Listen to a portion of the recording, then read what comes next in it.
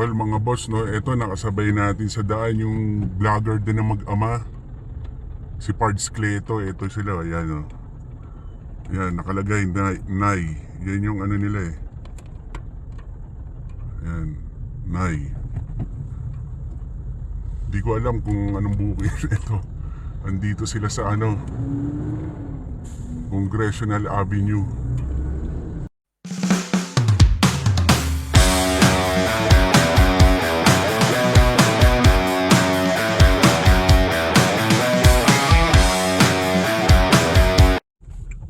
Good afternoon guys. Today is August 5, 2025. Binakuha tayong first booking. Rizal Avenue. Sa may bangbang lang to, going to Panghulo Road, Malabon. First booking natin, 1 PM natin nakuha. Pick upin na natin to. Malamang mga medical supplies to. So let's go. So guys, nandito na tayo sa pin location. Tawagan natin yung customers na nandito na tayo sa labas. Sigurado ako mga medical supplies to eh. Tawagan natin. Ayan.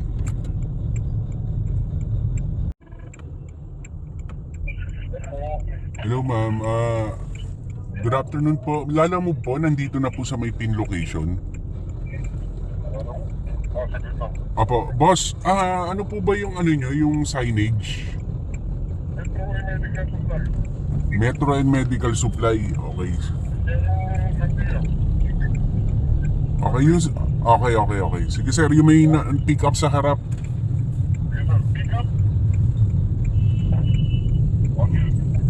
Yung may truck sir sa harap na nakaparada, yung ba sir? Okay, nandito na sir. Ano lang, naka-hazard. Okay, thank you sir. So guys, ayan, na-load na yung ano, yung medical ano nga to, oxygen. So siguro doon na raw yung bayad eh. Baka hindi na natin sabayan to kasi pwede na oxygen, baka kailangan to eh. So diretso na natin. So guys, may na-swipe kagad tayo dito sa may bangbang din. Medical supply din to. So going naman to sa Tandang Sora. So, tawagan muna natin.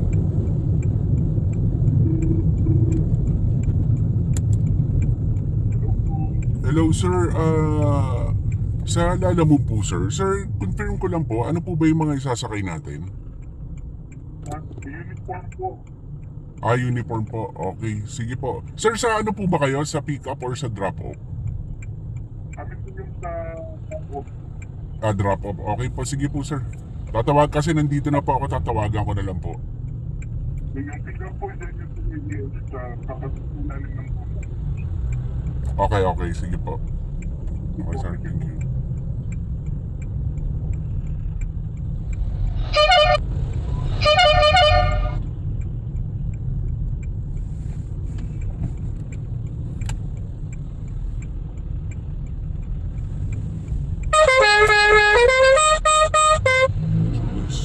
Tawagan natin yung ano, yung pick up.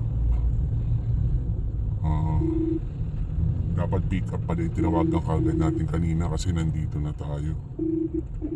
So yan, nagre-ring naman. Wala akong masipat na pangalan nung nakapin nila eh.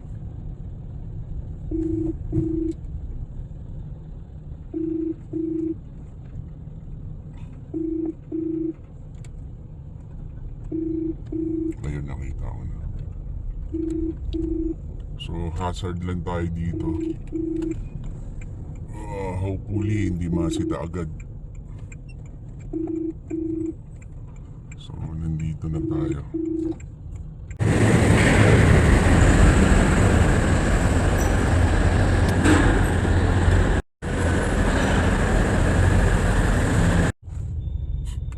So guys, na-pick up na natin yung second booking. Sabi ko hindi ko nasasabayan eh, oxygen to. Eh kaso nung pa-U-turn na ako, may nakita ako madadaanan din. So kinuha ko na rin lang. Parang mga uniform. Mga uniform. So kinuha ko na lang. So ngayon diretso na kagad natin yung oxygen.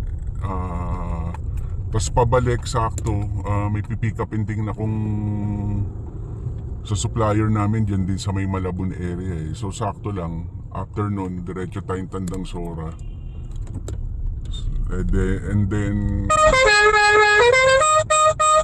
malapit na sa home base yun eh. So uwi muna tayo saglit. And then ride uli pa Manila. After mamaya ride uli kasi susundo naman ako dun sa isang anak ko para hindi rin naman sayang sa biyahe. Ayan. Okay sir, thank you po.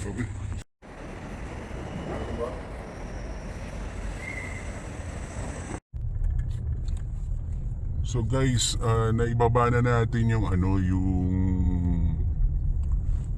first booking natin ng oxygen. So actually ang bill ni sir is 401 lang. So binigyan niya tayo ng 450 pesos. Nag-tip siya ng 49 pesos.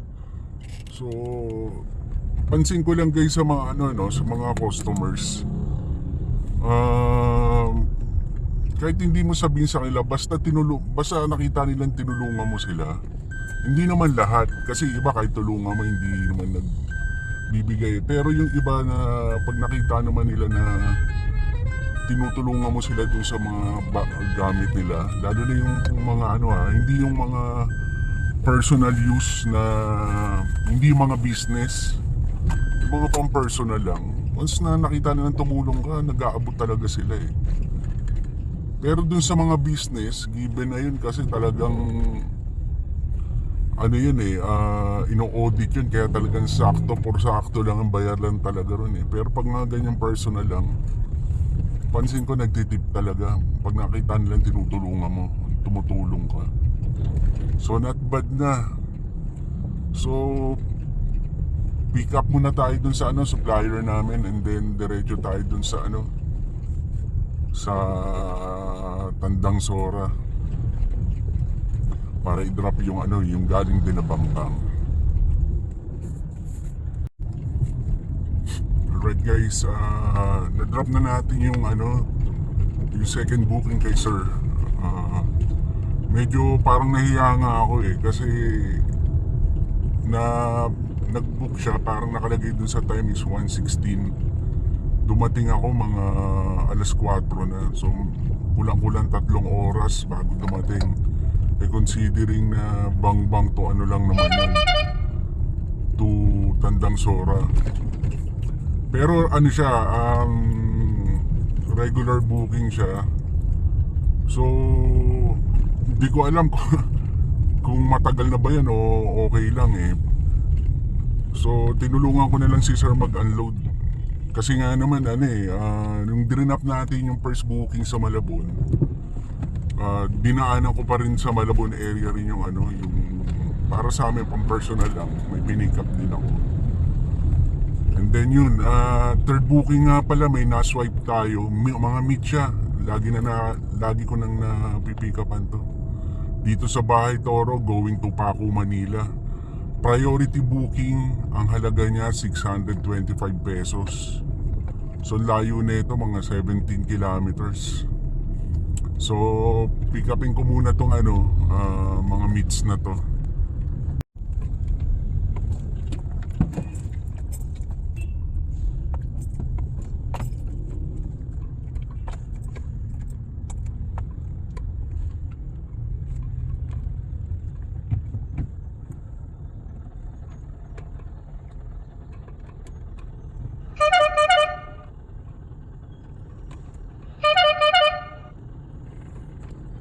Well mga boss, eto nakasabay natin sa daan yung vlogger din na mag-ama, si Pards Cleto. Eto sila, ayan yan, nakalagay Nay.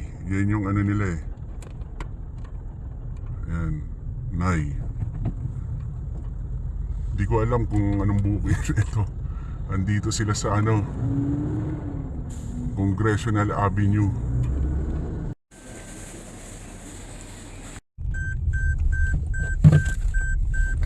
So guys, na-pick up na natin yung yung third booking natin going to Manila. Nakakatuwa guys, no, na kasabay natin si sa daan lang naman yung bago tayo maglalamove, kasi bago tayo naglalamove, nanonood tayo sa YouTube. So yun, nakita nga natin isa yan, si Pards Cleto, sa mga pinapanood natin, nakakasabay natin sa daan. Kaya binidyo ko kagad na nung sabi ko pinapanood ko lang to Yan, mga nakasabay ko sa daan yan, si George TV. Mga 1,000 kilogram yung dala nilang sasakyan. Kasi nung araw bala ko sana 1,000 kilogram i-drive ko, kaso sabi ko sedan na lang yung gagamitin ko, kasi parang pag sedan, kahit mag-isa lang ako, kakayanin ko yung mga dadalhin. Parang kahit na wala kang kasama, kayang-kaya mo. Hindi marami yung kumbaga hindi bugbog katawan. So kasi tinitingnan ko, parang halos yung daily grind lang naman ng mga kung sa kitaan, parang hindi rin naman masyado nagkakalayo yung sa sedan tsaka 1,000 kilogram pag susubukan mo yung one day. Kasi minsan sila, nakikita ko nag-gross sila ng net na, yung malinis na linis na nila. Mga minsan na uwi nila 1,700, 2,200, 2,500, which is for me, kayang-kaya ng sedan kitain yun So nag-decide ako na sedan na lang ang gamitin. So yun, kwento ko lang. So nandito tayo sa QC. Bale, tamang-tama itong nakuha ko. Going to pa ako kasi may susunduin din ako sa Manila. Ngayon, tingnan natin kung may maisasabay pa tayo dito. Although priority to, pero kung makakakuha man tayo ng kasabay, uunahin natin i-drop to si etong priority booking na meets. Tsaka pangit din na masyadong patagalin to, kasi baka kumatas sa trunk natin Pero naman rubberized naman yung sapin ko sa likod. Yun ang binili ko para kung may kumatas man. Yung parang bowl type siya, na kumatas man, pwede mo itapon, hindi tatama sa papasok sa loob. So yun.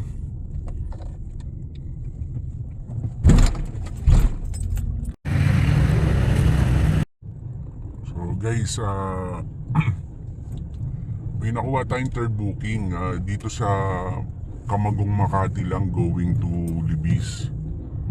So mga kickland daw naman to na nandito tayo dumaan ngayon sa Sobel Rojas Street. So guys, nanghihinayang ako dito sa street na to. Ganda pa naman tong street na to, itong Onyx going to Sobel Rojas. Kaso ang daming obstruction sa daan na to Nanghihinayang ako sa lugar na to. Gateway pa naman to ng Manila to Makati. Maluwag sana to kaya lang grabe ang obstruction dito. Sayang. Makati to Manila, Manila to Makati. Maganda tong daan na to. Kaya lang hindi magamit ang full potential ng road na to. Sayang guys. So guys, huminto tayo saglit dito sa Sobel Rojas. Saglit lang. Yung nagpalit kasi ako ng battery, itong ko.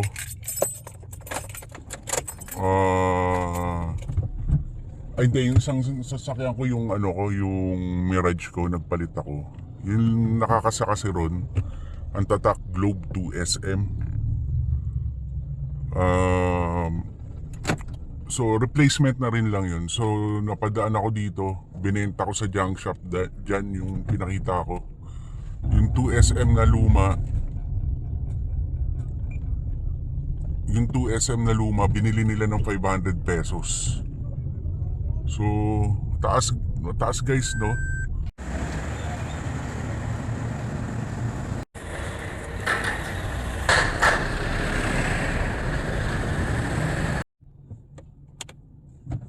So guys, na-pick up na natin tong booking na to.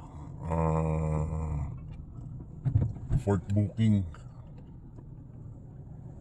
Fourth booking siya. Going to Eastwood from Camagong.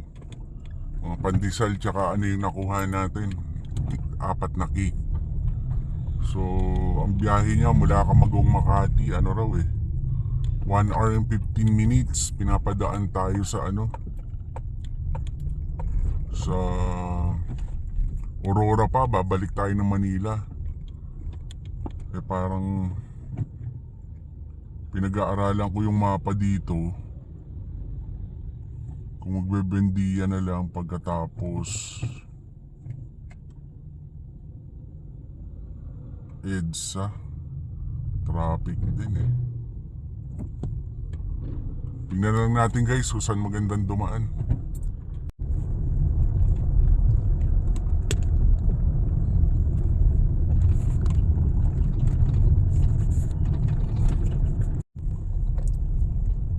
Guys, na-drop na natin yung fourth booking natin, no? Hindi na nga lang na-videoan kasi mabilisan lang yung pagbaba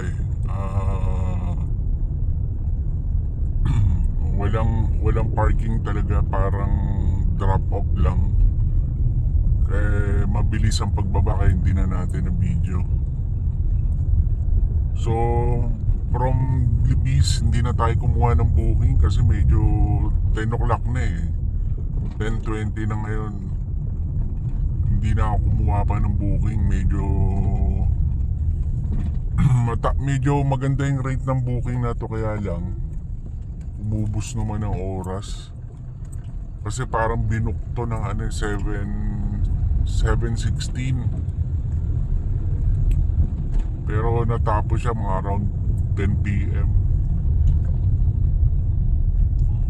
Ganun ka-traffic sa papuntang Libis. Kung galing ka sa Manila area papuntang Libis, ganun ka-traffic. So hindi na tayo kumuha ng booking. Pabalik na tayo. So hindi naman kalakihan yung naging natin ngayon, net. Kasi nga may mga sinabay din sa lakad natin. So at least thankful na rin ako kasi talagang save na rin ng gas sa nakasave na rin ako ng gas dun sa mga lakad ko, personal na lakad. Nakasave na rin ang gas. So yun,